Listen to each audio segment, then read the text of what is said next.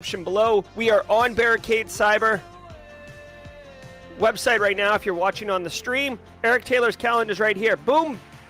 You can have a meeting with him at 7:30 p.m. tonight. The man knows what he's doing.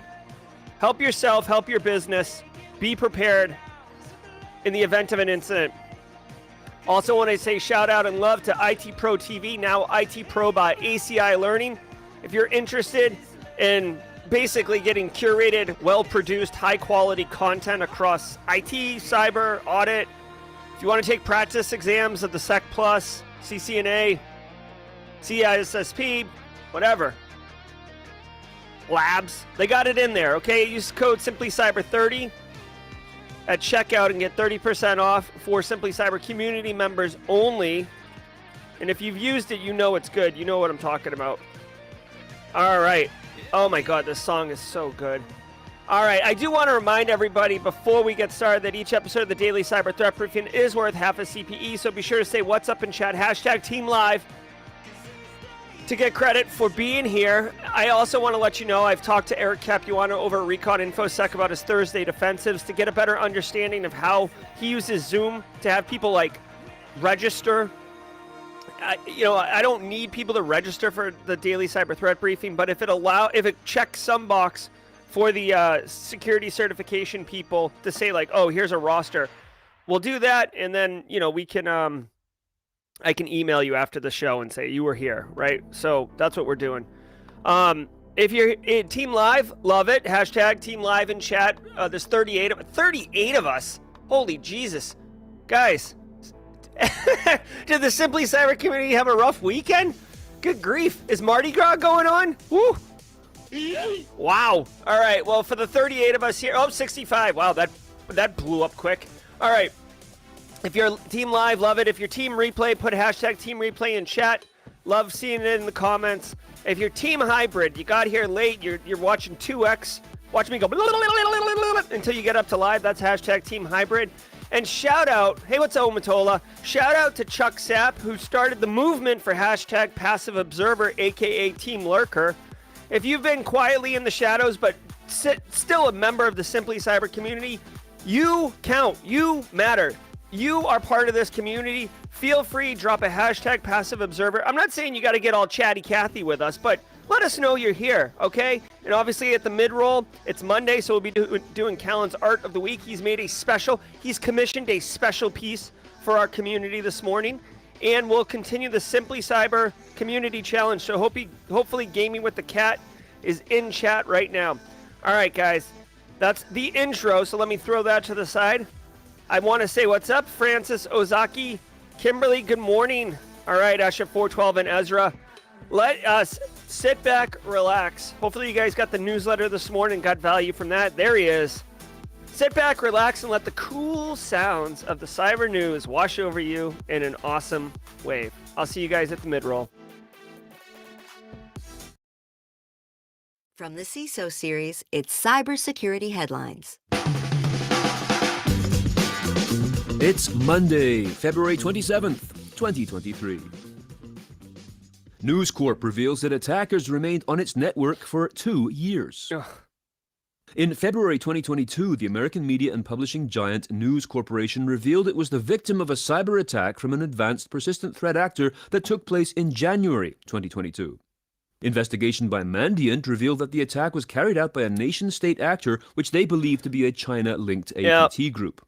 But now, News Corp has revealed that the threat actor behind the security breach first gained a foothold in the company infrastructure in February 2020. News Corp owned The Wall Street Journal reported that the attack affected a major portion of the news conglomerate, including itself as well as the New York Post. Telus All right. This is, oh boy, there's a couple things going on here. Okay, first of all, this isn't good, right? News Corp controls, guys. Like in the United States, if you're international and you're like you just see the U.S. from outside, the U.S. basically has like a handful of major corporate news media outlets. All right, it's not like we have free press, but like independent journalism gets crushed by corporate news. Okay, and most of them have figured out that the best way to get clicks is to be very strongly leaning one direction or the other. So you don't really objective middle of the road news is kind of hard. So getting hold of one of these like News Corp is not good. Now, another thing that I want to point out here, no news was actually manipulated or affected. There was no disinformation campaign. Now, I will say that if people start firing reporters, shall we play and replacing them with ChatGPT, well, then you have the recipe here for manipulation and information campaigns.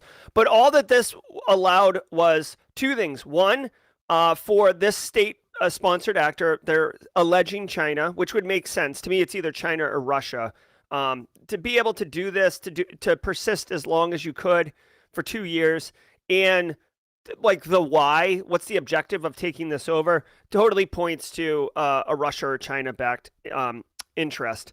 Now, here's two things to be mindful of. One, they could see what stories were being worked on. That way, if there was an investigative piece into, let's just say China, into a Chinese PRC, into a Chinese espionage incident, the threat actors would be tipped off in advance. So to me, this is much less of a financially motivated crime and much more of an espionage-related crime.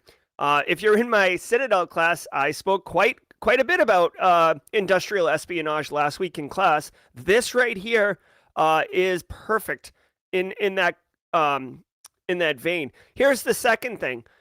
If you were an investigative journalist investigating potentially, okay, let's just throw a hypothetical out. Perhaps you're investigating the atrocities that are going up in the northwest Chinese province, where the Uyghur nation is hosted, right? And I might be saying this slightly incorrectly, but believe me, there's a big thing going on in northwest China, right? Maybe you're investigating those atrocities, right? Wouldn't the country in control of that narrative and that information want to know who was investigating that, potentially where they live, potentially what their phone number is, potentially? Do you see where I'm going with this? It's very dangerous to be an investigative journalist in some capacities, okay? I cannot, Midori, post my Citadel lectures, but remind me at the end of during the jaw jacking segment, and I can talk to you about that, okay?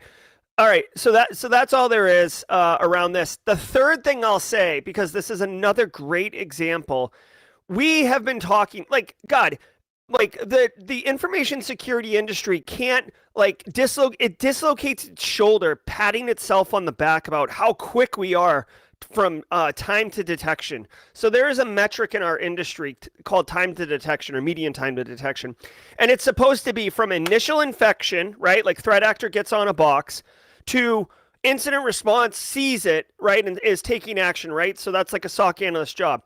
When does the alert fire? When does a human analyst see it? When does a human analyst mark it as false? As a true positive, and it's detected, and now you start taking action on it. What is that time? And the period of time that it is called dwell time, DWELL, dwell time. Okay? And we literally fall over ourselves, patting ourselves on our back about how our medium dwell time has reduced significantly over the last 2 years. And I've been up here flapping my gums talking about, yeah, and if you actually remove ransomware from that metric, what does it actually mean? Because ransomware, the threat actor alerts you that they're there. They tell you, hey, we've owned your systems, pay us. You can't count that as detection time because the threat actor they're detected by definition, but they're telling you they're there. And I say all the time, guys, you got to be real about these dwell times. The way that it's being reported is misleading. It's not because of the new freaking security technology that had the sick booth at at Black Hat, and they're reporting dwell times have gone down since their clients have installed their product. Yeah, no kidding. But remove ransomware and let's look. This right here, this story, this is much more akin to 2015 dwell times, right? 2 years? Are you freaking kidding me? 2 years. A CISO, I might even Google this, or somebody Google this for me. I bet you a CISO came in and left in those 2 years period, right? Like a lot of churn, whatever, and they're just sitting back there eating popcorn like Michael Jackson animated GIFs. And I said GIF. That's right. I said GIF. It's leak of stolen source code and employee data.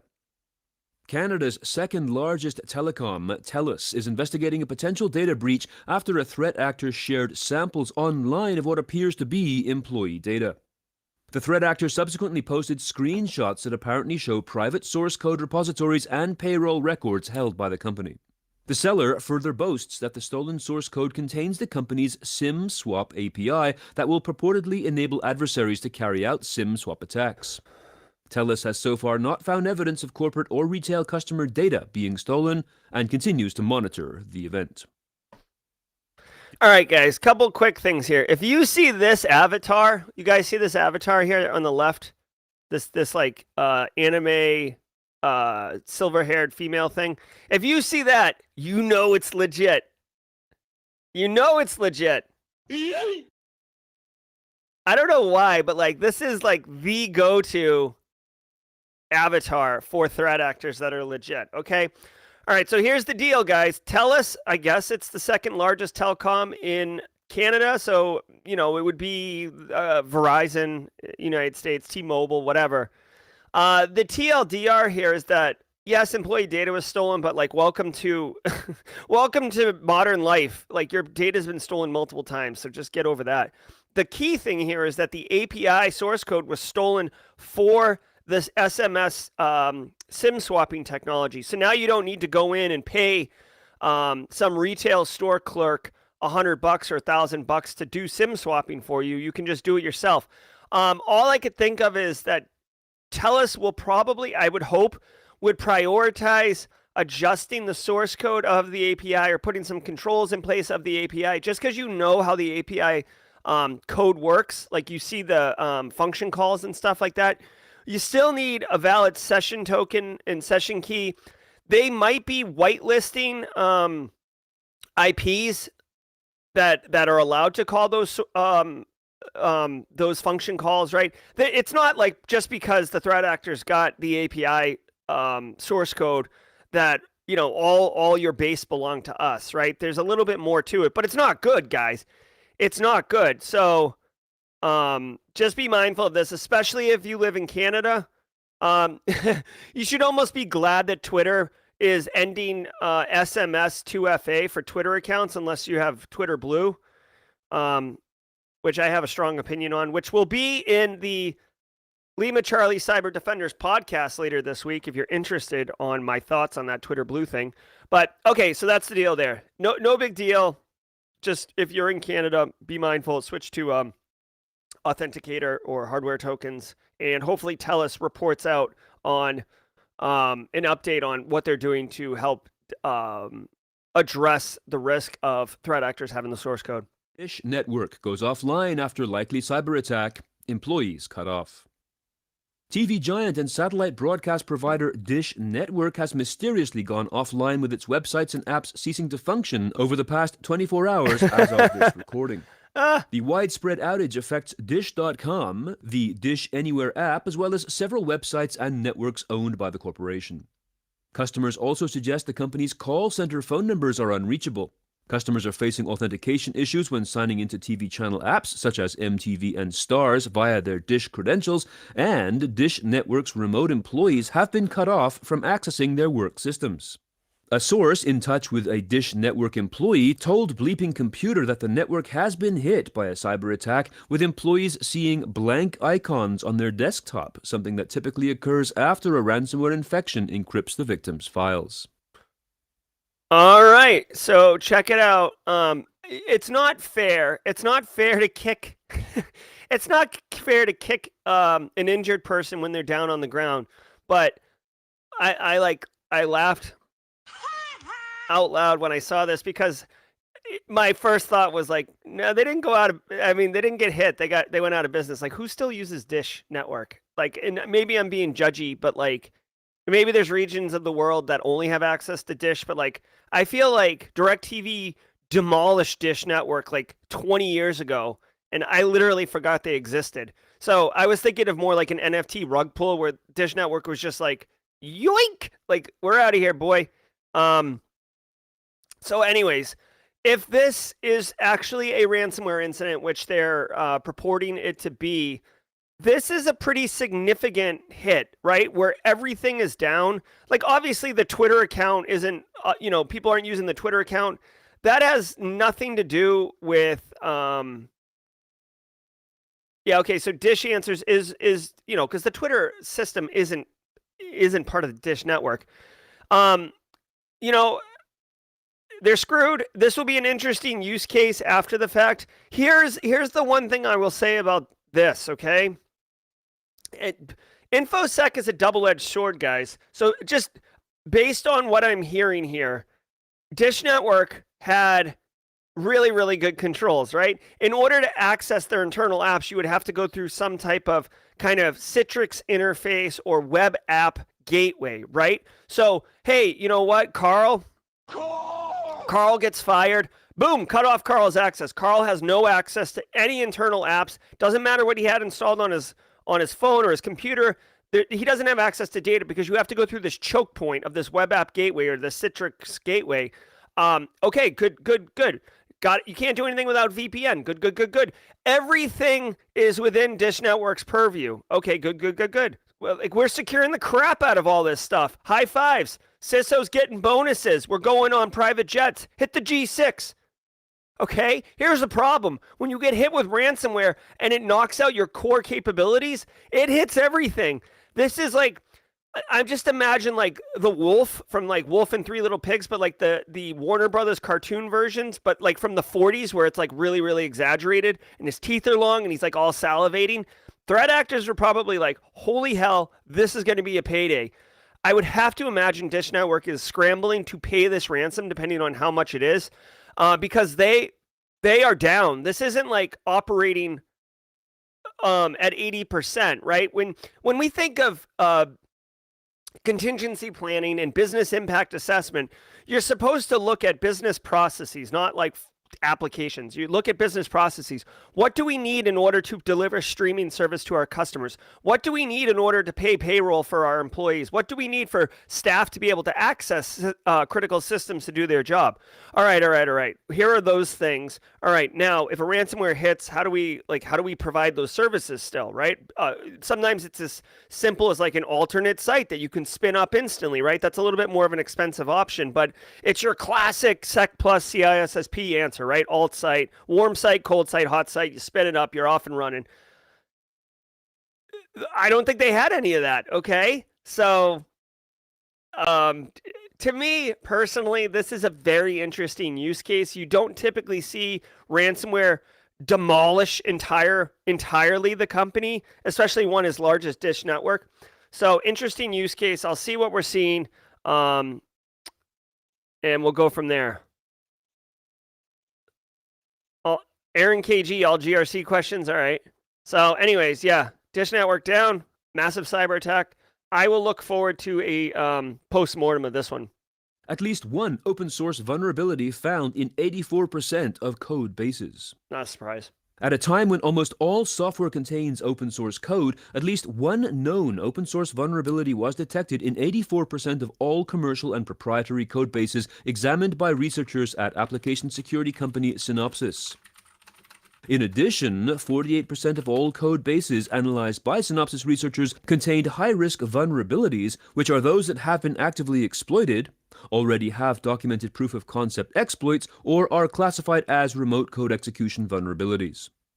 The vulnerability data, along with information on open source license compliance, was included in the Synopsys 2023 Open Source Security and Risk Analysis report put together by the company's Cybersecurity Research Center. Okay, so this is not surprising. Okay, this is basically calling to light and, canonizing something that we all know. Open source software is just software. Threat actors are actually putting malicious packages into open source software, but this is just talking about straight up vulnerabilities. I was a software developer before I became an InfoSec person. I don't know if you guys know that. Early Tidbits Tuesday. So I graduated university, computer science degree, and I thought the only thing you could do was was become a software engineer, software developer. So that's what I went and did. So I know a little bit about stuff like that. Here's an interesting fact. Okay, guys. And the numbers will change, but this is pretty accurate. On average, a developer creates 70 bugs for every 1,000 lines of code. 15 bugs for every 1,000 lines of code make it to production, okay? These are two important facts. You're not going to write insecure code. In open source software, you've got different developers, different perspectives, different nationalities, different cultural norms, different behaviors, right? Like, just remove threat actors altogether. Just human error gets in here, right? So the fact that it's found in 84% of code bases, I would argue is pretty low. If I had to guess, the other 16% of code bases are simple, 100-line code bases that are not very complex, right? And they're just getting bundled into the metrics. Okay. They do talk a little bit more about high risk vulnerabilities in 48% of those. You know what? Actually, this is a great opportunity. I'm going to personally do this because I'm helping a company right now with their information security awareness, like on my professional consulting side, and they have hundreds of developers in their environment, and just they're going YOLO and ham all over the place. They have no control over them. This is an awesome opportunity to win the hearts and minds, make friends and influence people on the developer side, and instead of telling them that they can and cannot do certain things, you can just point out, hey guys, like, you know what? Especially if you have developers in your own environment. I don't care if it's like one developer or a team of developers or an entire department of developers. If people are developing code, like, they know that they find vulnerabilities in their code and stuff like that. Let them know that, hey guys, like, look at this report. 84% of open source has vulns. More importantly, 50% are high vulnerabilities. Like, we really got to be mindful of like what we're doing and how we're doing it. Like, here's an open source code scanner from Google. Run it on your code base before you submit it into production, etc. Like, offer them opportunities, highlight the problem, and then offer them options in order to help mitigate the problem themselves. Most people want to do the right thing. It's just, it really is more about how you approach it, okay? If you go in and like, I don't know if you're going to be able to see this. I am wearing shorts today. If you go into like a meeting with the developers and you're just like, and like you kick the door open and you're like, listen, I'm Jerry from InfoSec. You will do it my way. That is not going to win anything. If anything, they're going to push back on you because you're being a prick, right? What you need to do is you need to be like, guys, like, hey, I know you're developing all this code, right? Like, just accept that as a given, right? Obviously, the business is cool with it because they're not stopping them. I know you're developing all this code. I just want to make sure that you're enabled to focus on features and functionality and not have to really worry about security. Look at this. 50% of all code bases have a high vulnerability. That means if you develop two code bases, there's a very likely chance that one of those two code bases has a high vulnerability. Here's some options. I want you to develop secure. Don't you want to develop secure code? Aren't you interested in that? Welcome to the squad, Jojo. All right, let's mosey on over to the mid-roll. I'm not sure what article you're talking about, Aaron. No, they're not cargo shorts.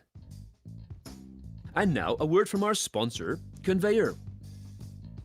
AI can now literally answer any question on the internet in seconds. Yet InfoSec teams are still living a nightmare manually filling out security questionnaires with existing tools. Get out of the questionnaire stone age with Conveyor's new questionnaire eliminator tool powered by GPT-3. Ooh. Go beyond rewriting mediocre matches to getting your questionnaire auto-filled with the exact answers customers need in minutes. Join the top SaaS companies in the GPT-3-powered future by using Conveyor. Learn more at conveyor.com. That's CONVEYOR.com. All right, we got a lot to cover in the mid-roll. Guys, if you're getting value from the show, if you're getting entertainment value, educational value, any value, value from the network, value from the stories, able to apply it into work, I don't know. I guess so, Alana. Take a second, hit that like button. It does go a long, long way. It's the easiest way to say thank you, Jerry. If you come here regularly, if you get value, if you're contributing to the community, thank you very much for your contributions. If you're receiving from the community, hit that like button. It really does go a long way. I genuinely appreciate it. Again, thank you, Barricade Cyber Solutions and ACI Learning, for your continued support. One more day of February, and then we'll be moving into March. We've got some great new sponsors lined up for March. One of them is a very close community friend. Many of you will know, so I'm looking forward to sharing that with you. Hey, James McQuiggan.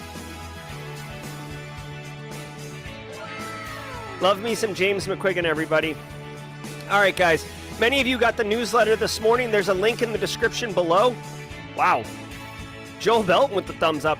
There is a link in the description below. If you got the newsletter this morning, hopefully you got value out of it. Go check it out. Go to simplycyber.io/newsletter to sign up. I literally write an email every weekend and deliver it to you every single Monday morning. Huge value. I think there's huge value in it. I want to point out really quickly that I have like a one cool thing in my newsletter email at the bottom.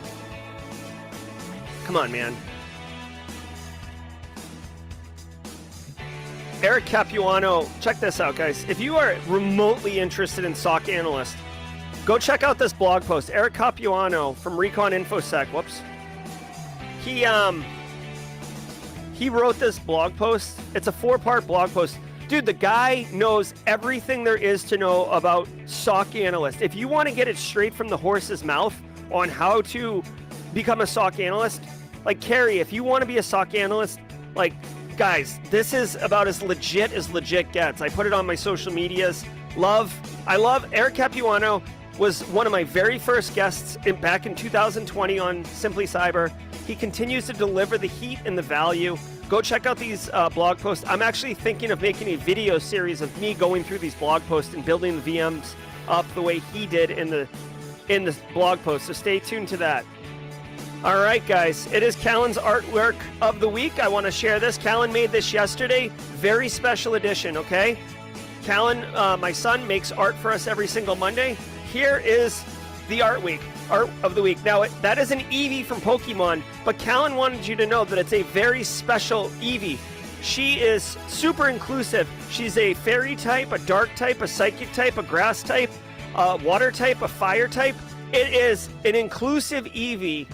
Every single type. He's a very sweet kid, and he wants to be inclusive and supportive. So thank you very much, Callan, for making Eevee available for everybody. Ooh, thanks, JoJo, for the super chat. What? Did we just become best friends? Yep. Definitely. The GRC is going to help you out, JoJo, and mortgage processor can absolutely transition in there. All right, guys. Thanks, Callan. Let's move over to the Simply Cyber Community Challenge. Guys, every single day where somebody's tagging it, this is moved on from me. Gaming with the Cat got tagged on Friday. He posted on LinkedIn, and a lot of you jumped on there and connected with him. The Simply Cyber Community Challenge is an opportunity to grow our network, our community. Gaming with the Cat has chose Alana Boyajian. Alana, let me know if you accept the challenge from Gaming with the Cat. Yes. All right. Alana's all in. So, guys, go to LinkedIn.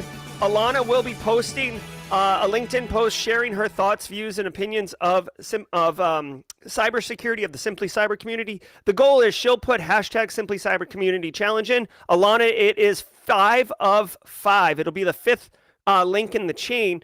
Just go share that. And all of you in the Simply Cyber community, if you're not connected with Alana already, go connect with her on LinkedIn. This is the point, right? It's an opportunity to grow our network, grow your own network, right? And make it strong. Like, basically take it off the YouTube platform and build it into much more of a strong social business professional network. Alana, congratulations. Thanks, Gaming with the Cat, for playing. I am looking forward to that. Stay tuned to the jaw-jacking section at the end. I have an idea on how Team Replay can get involved. $1.99 from Soulshine. What? Did we just become best friends? Yep. Thank you so much, Soulshine, for the super chat. Genuinely appreciate it. All right, guys, let's slide back into the news, and I'll see you guys on the jaw-jacking segment. White House cybersecurity strategy to force large companies to make systems secure by design. A forthcoming White House cybersecurity strategy document aims to force large companies to shoulder greater responsibility for designing secure products and to redesign digital ecosystems to be more secure. This according to Camille Stewart-Gloucester, the Deputy National Cyber Director for Technology and Ecosystem Security, speaking at a CyberScoop event on Thursday. According to an early draft of the document obtained by Slate, which White House officials have emphasized is not a final document, the strategy includes a wide range of mandatory regulations on American critical infrastructure companies to improve security and authorizes law enforcement and intelligence agencies to take a more aggressive approach to hacking into foreign networks to prevent attacks or to retaliate after they have occurred. All right. Treasury. So this is something that I'm very interested in looking at. Also, guys, if you don't connect with or follow Jax Scott, Outpost Gray, Jax Scott, and this is interesting to you, you may want to connect with her or begin following her on LinkedIn and YouTube, because she will be, this is like right in her wheelhouse, and she will be doing a deep analysis over this strategy document. Now, like they said in the video, or excuse me, the audio, the document has been released as a draft that Slate got a copy of, but it is not in its final instance. It is going to be final very soon. I would think in the next 45 days it would be published, and we will definitely cover it on the channel, no doubt. But one of the key things here is that it's going to cover American critical infrastructure companies, forcing them to improve security and authorize law enforcement and intelligence agencies to take a more aggressive approach to hacking into foreign governments, okay? I hope you guys realize what this is saying.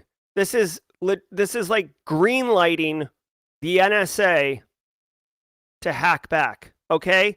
So you're a threat actor. Like, okay, like guys, the News Corp story right at the beginning, right? Now, again, tinfoil hat, Jax Scott Camacho.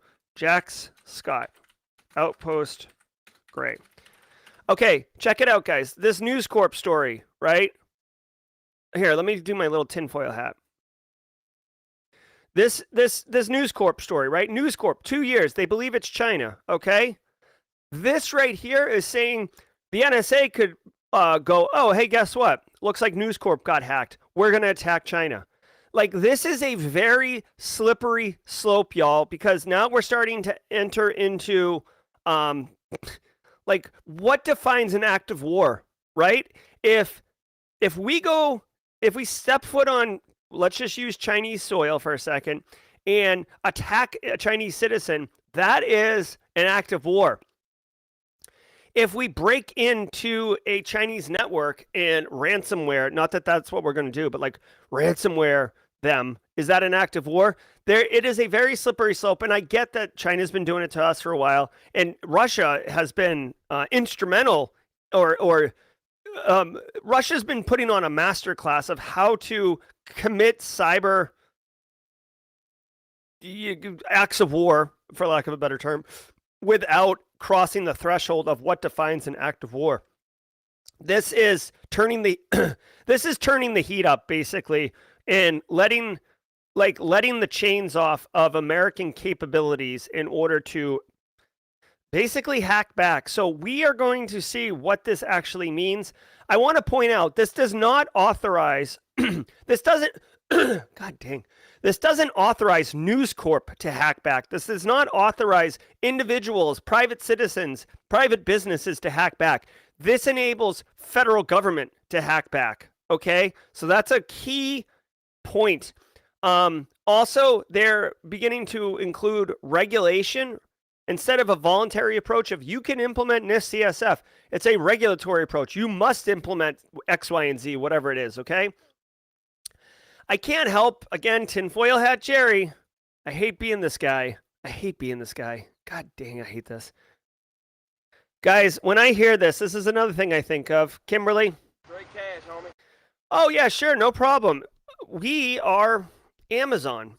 We are Colonial Pipeline, right?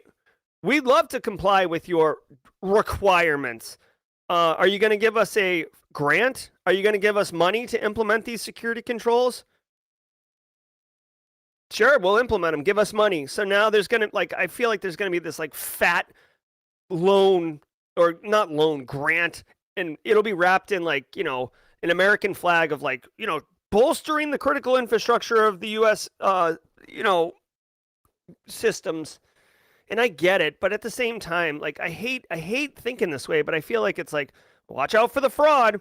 Like, you know, for every dollar sent out the door, 40 cents is actually going to go towards protecting something, and 60 cents is going to go towards bonuses and lawyers and you know, whatever. I hope for the best. Department hits Russian disinformation operators with sanctions.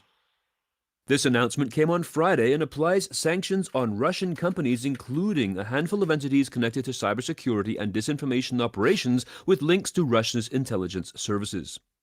The move by the Office of Foreign Assets Control especially targets Russia's mining and minerals sector, but also goes after a range of technology companies and executives, with some having direct links to the sorts of disinformation operations that have targeted U.S. elections. Big tech. All right, I'm confused. Hold on 1 second.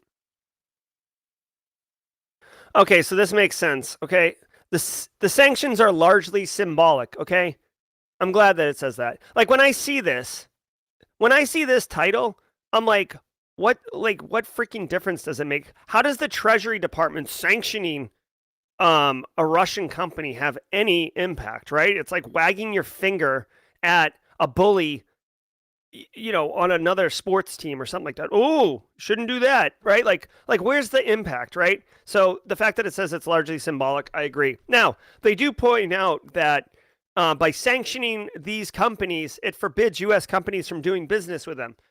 I don't know if that directly impacts these Russian companies or not, but it is an overt geopolitical thing of the U.S. pointing out that they recognize these companies, these private Russian companies, as doing kind of malicious things. Obviously, the U.S., if we had better relations with Russia, we could tell Putin, hey, Putin, why don't you, like, get these companies in order? But because of the adversarial nature of the U.S. and Russia, Putin's going to be like, I don't know what you're talking about. I'll look into it when it becomes important to me. Like, I've got other things, right? So we're not going to be able to get that. So this is just, I don't want to call it posturing, but the impact of this is minor, and it just continues to stack the bricks in what is the wall of this kind of, like, U.S. Russia adversarial relationship, for lack of a better term. Okay. Fair share debate set to dominate Barcelona Mobile Meet.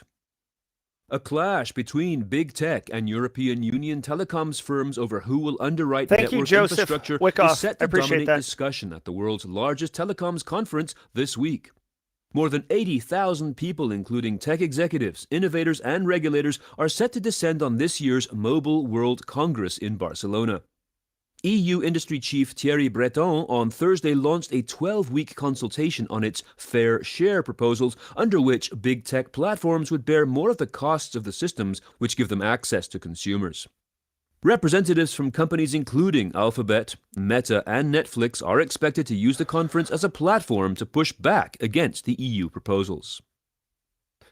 Rishi Sunak. All right, so, I mean, all I heard there was straight cash, homie. Like, I didn't really get that story. It sounds like the European Union is hosting some type of big tech conference or big tech meetup, and the idea is that European Union is saying, hey guys, like, let's all be friends. The larger companies have deeper pockets. They take advantage of more of the network that allows access to customers, which is ultimately where the money's being made. So proportionally, the big tech companies should be paying more. This is a very, you know, this is, I don't know if this is considered like what type of ism this is. I don't know if it's socialism or not, but basically they're saying, you know, if you're if you're doing more and you're taking advantage of the system or the network more, then you should pay more. And basically Google, Amazon, Facebook, like all the BDSs are going to go there and use the platform to push back. So they've got lobbyists, lawyers, speaking people who are good at, debating, who are going to go push back and say, no. Everybody should pay the same amount. It's not our fault that we're really good at making money and this company over here is really bad at making money. We're not going to pay more just because we're good at our job. Suck it. Straight cash, homie. So, yeah, whatever. Faces calls to ban TikTok use by government officials. In line with moves by the EU and the US, British Prime Minister Rishi Sunak has been urged to ban government officials from using TikTok amid growing cybersecurity fears over China. However, the Prime Minister is currently resisting pressure to bar parliamentary staff and MPs from using TikTok, which has become increasingly popular amongst UK politicians.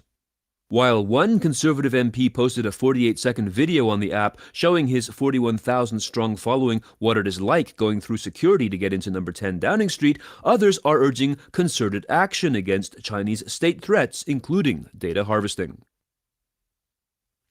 What an asshat. Like, seriously. Are you kidding me? Like, okay, I'm fine. Okay, so I just made the comment about the Treasury Department sanctioning Russia and how the United States, if they had a good relationship with Russia, they could say hey, help us with these companies because of the adversarial relationship. They don't.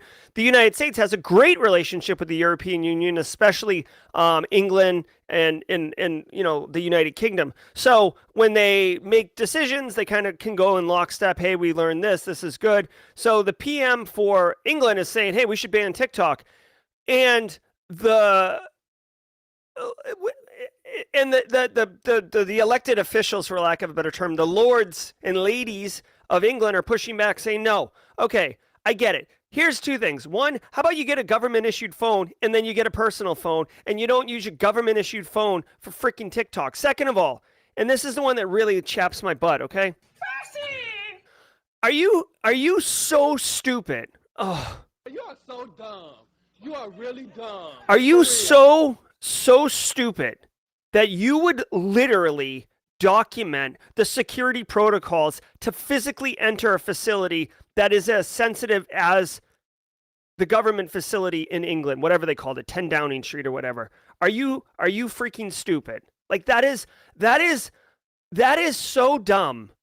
It's unbelievable. The fact that they would even allow that to be filmed is ridiculous.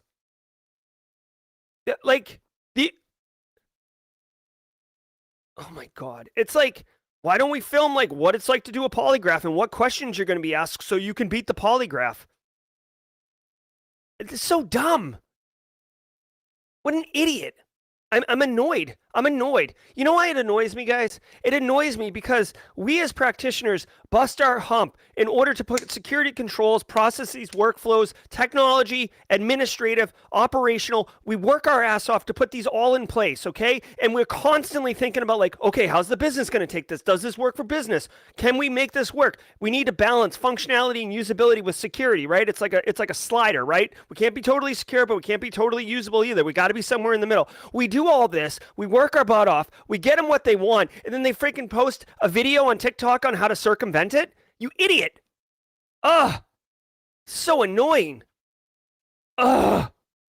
And I don't even work there. But I'm sure the security practitioners, the physical security people at that facility are totally thrilled about what's going on there. Ugh. Thank you very much for being here. If you were here just for the news, please hit the like on the way out. I do want to tell you really quickly that in just 15 minutes, we will be doing a premiere. I have a video, Vuln Management is Dead. I will be, it's a produced video. I think it's really good. And spoiler alert, there is a hidden Easter egg. I'll give you a hint. There's a very funny Easter egg in the video. So I hope you can join. When I do end the stream, I'll be waiting and I will go into the premiere and watch it with you guys. Also, later today at 4 p.m. Eastern time, it is Monday, so I do play World of Haiku and Haiku Pro on Mondays at 4 p.m. If you want to hang out, have fun, high five, etc., I'll be in World of Haiku working on dojos today. So if you want to come find out what a dojo is, if you want to learn how you can use World of Haiku to improve your skill set, Nmap, using Hydra, John the Ripper, finding flags, little CTF light, come hang out. All right. Now, if you were here just for the news, that's it. Thank you very much for being here. I hope you have a wonderful day, and we will see you tomorrow at 10 a.m. Eastern time for the stream. If you're a regular here, and then maybe I'll see you at the premiere right after this. Shout out to NCC Group and Base Case. We nailed it right at 9:45 or 8:45, excuse me, 45 minutes past the hour. All right, so if you're here for the jaw jacking, let's jaw jack. All right, guys, I really, really like this Eric Capuano SOC analyst blog post. I'll drop it in chat again. This thing is like a gem. You want to talk about, like, guys, in information security, it's not always how much it costs is directly related to the value. That is a myth. And someone just texted me this morning, or messaged me this morning, and said that they spent thousands of dollars on a boot camp, and they found Simply Cyber YouTube channel, and they're like, I've gotten more value out of the Simply Cyber YouTube channel than I got from the boot camp. And I paid nothing for the Simply Cyber YouTube channel, and I paid thousands for the boot camp. I can't thank you enough, Jerry. And I'm like, yeah, like, it sucks. These boot camps, man, they're like, yikes. Thanks, James McQuiggan. Definitely a fan. Where's the next video? Oh, I'll drop a link in chat. Thanks, Carrie. Let me see this. All right, here's a link for the premiere. Hopefully you guys can join us. All right, whoops. Team Replay. Team Replay, I wanted to get your thoughts, okay? Here's what I was thinking. Team Replay, for you to get involved with the Simply Cyber Community Challenge, all right? So, Team Live, Team Hybrid, Team Passive Observer, they're all live, and we are able to hand off and tag every single morning in the daily cyber threat briefing. But my Team Replay people, you guys are kind of left in the lurch. So here's what I was thinking. Let me know what you think in chat, Team Replay. I was thinking of creating a second Simply Cyber Community Challenge, hashtag Team Replay, a fork, if you will, okay? So this is for the live folks, and then a Team Replay one. And I was thinking, this is probably the most like racy thing I have, okay? So let me know honestly in chat. I was thinking of saying only Simply Cyber squad members. So if you have the Simply Cyber logo branding on your username, you could be tagged in the Simply Cyber Community Challenge for Team Replay. Okay, so we would be running 2 Simply Cyber Community Challenges simultaneously. Now, the reason that I'm saying the squad member, just to be inclusive, or it might seem that I'm excluding non-squad members, but my thought is, you might get a random person just wandering by who doesn't know what we're doing by the squad, or the Simply Cyber Community Challenge, right? So you could tag them and it would just fall apart. So in order to, because they can't ask in chat, what is this? What am I being tagged with? All this other stuff. So if it's a squad member, to me it indicates that they've been here for more than a minute, and there's, like, they'll know what we're talking about and they'll be able to partake in it. So Team Replay, let me know what you guys think, and we'll go from there. We can kick it off. Oh, thanks, D-Lo, RTR. Big fan. So LinkedIn unknown user asks how to become a squad member. If you go over to YouTube, I can't show you because I am a squad member also. But if you go to YouTube, there should be like a link here that says join somewhere on the videos. And you can join to be a squad member. Also, there's a lot of gifted subs being thrown around, but the key thing is you can't be on LinkedIn. You have to come over to YouTube to do it, okay? I do have a daily live average viewer count of 200, but nearly 1,000 on replay. I do have, yeah, we get over 1,000 regularly. And just on jawjacking time, we're at 193 right now. So definitely appreciate y'all being here. Hey, it's me, Natalie. Hey, Natalie. Love it, love it, love it. No stream on LinkedIn. What? Hold on. Let's pull this up. Let's investigate, shall we? I don't know, Frederick. It says right here that I'm live. So if you go to Gerald Auger LinkedIn, you would see the live feed right now. Only 36 of you on LinkedIn. That's what I'm saying. On YouTube, there's 160 more people over there. Oh yeah, no problem. How do you feel about the rabbit hole trailer? I haven't seen a rabbit hole trailer. Rabbit hole trailer? I don't know what that means. Thank you, Edward Mayer. You too. Rabbit hole trailer. What is this?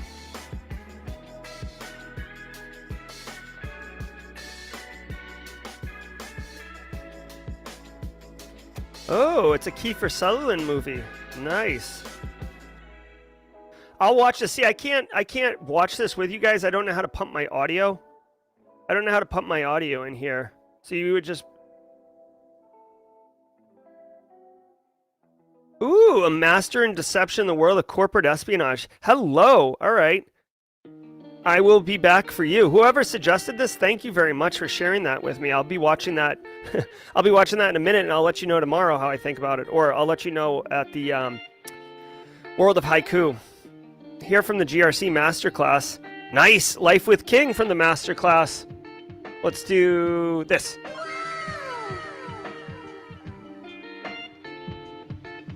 He did a great voice for Snake. And yeah, I love it, Nathan Bullen.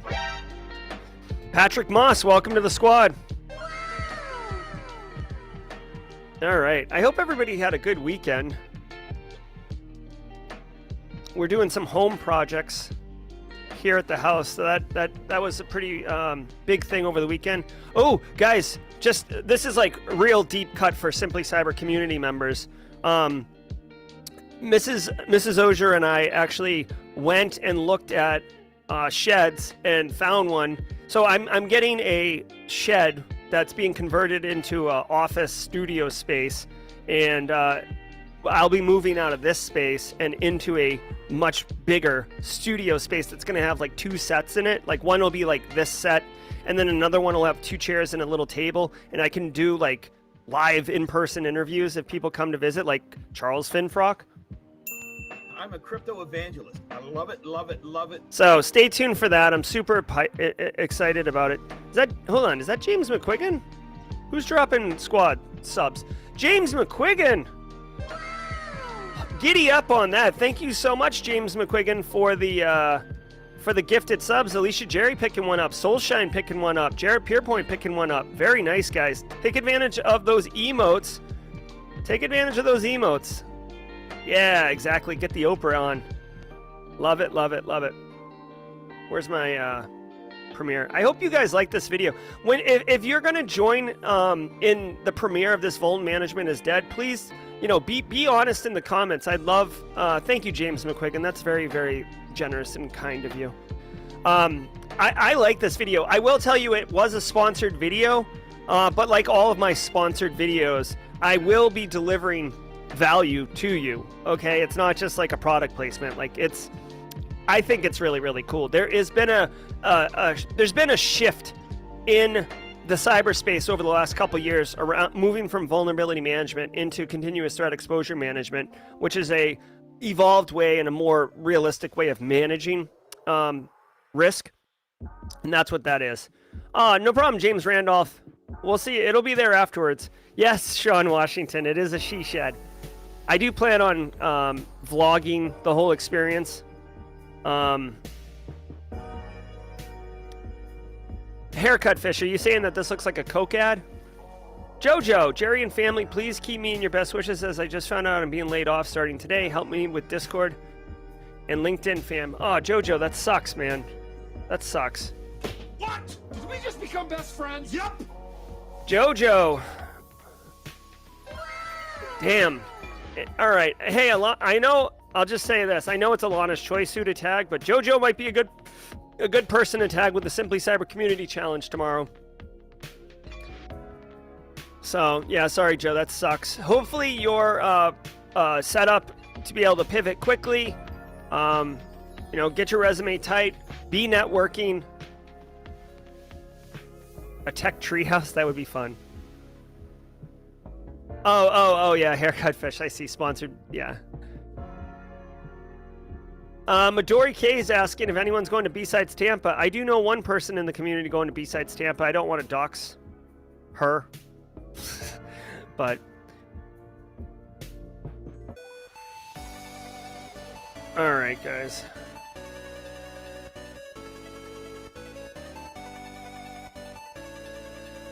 Yeah.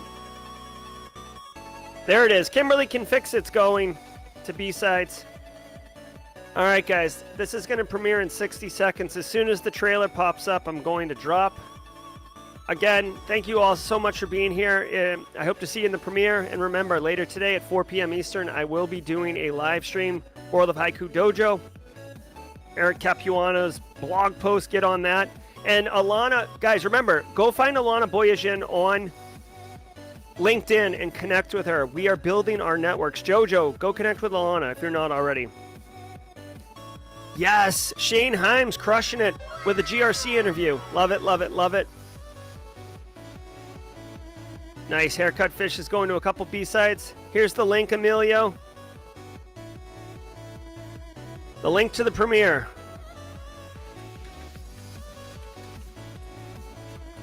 There we go.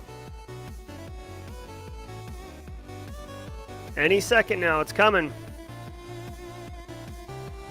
All right, guys. Be good, everybody. I'll see you over in the premiere. Thanks so much for being a continued supporter and contributor of the Simply Cyber community. It means a lot to me. Thank you very much, and until next time, stay secure.